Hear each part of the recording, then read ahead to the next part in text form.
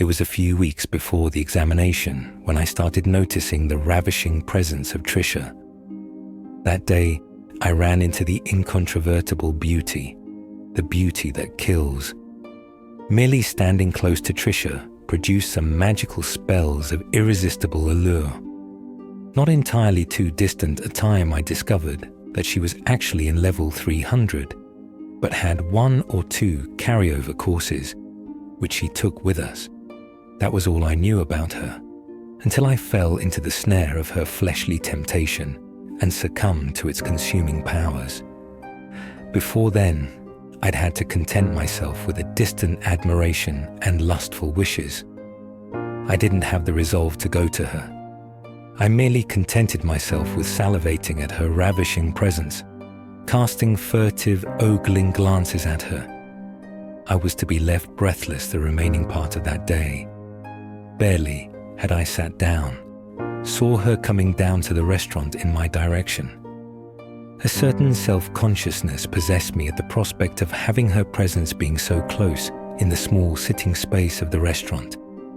I sat with unnamed anxiety as she walked towards my table. I felt incredibly uneasy at her coming to share the same table with me, even when I wouldn't have the privilege of speaking with her, or so I thought.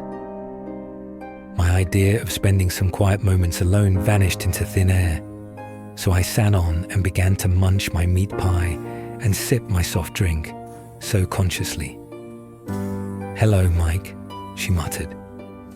I had the mineral water in my mouth, and in a bid to respond to her greeting, I gulped the liquid the wrong way. I coughed and chuffed.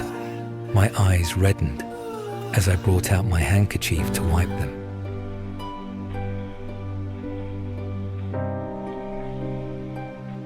Oh my.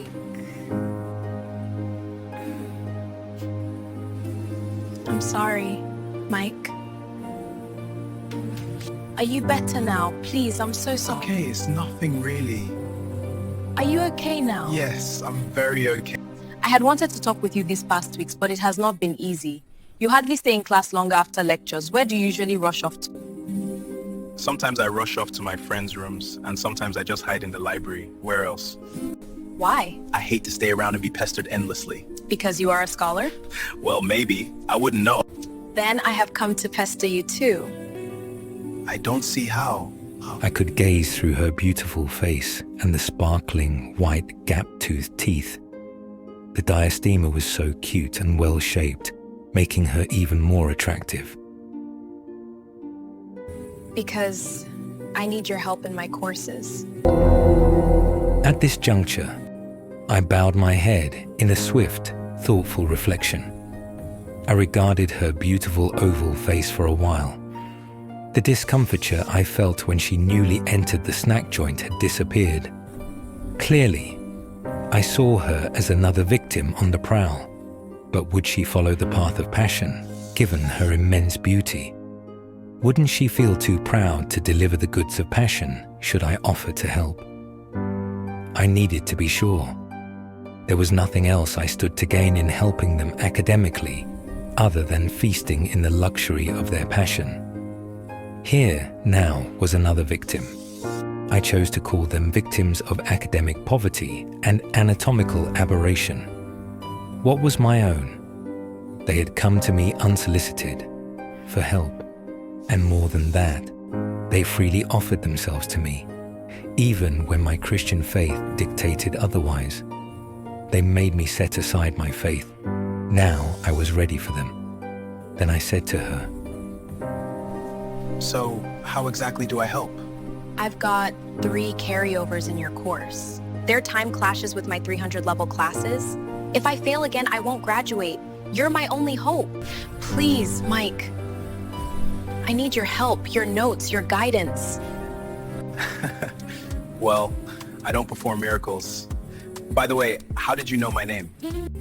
That was easy to know about a scholar. Will you help me? We can always arrange something. Oh, I'm so happy. I can now assure myself of passing those courses. What is your beautiful name, if I may ask? Tricia. Irresistible and tantalizing Tricia. Nope, just Tricia. Okay, we will see later to tackle the issue. How about coming to my bunk tomorrow evening? Ooh, Mike, that would be perfect. All right, then see you tomorrow, but please buzz me before you head my way. Sure will. Ooh, I'm so excited, Mike. You're just God sent. She stood up, Done it, hugged me, boy. and left a little peck on my left cheek and exited the restaurant. She was such a classy chick. As she left the restaurant, my heart sang a sweet song of conquest. Done it, boy. I mentally patted myself on the back.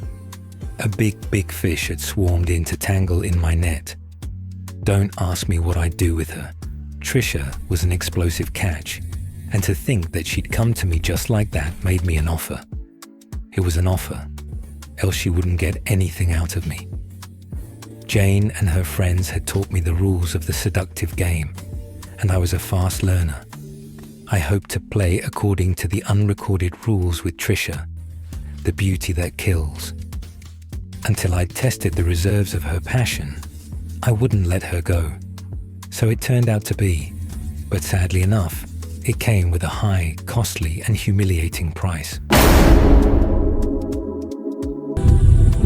Culled from the book Spells of Irresistible Allure, The Untold Story, written by King Evans. Grab a copy today to journey through this romantic thriller.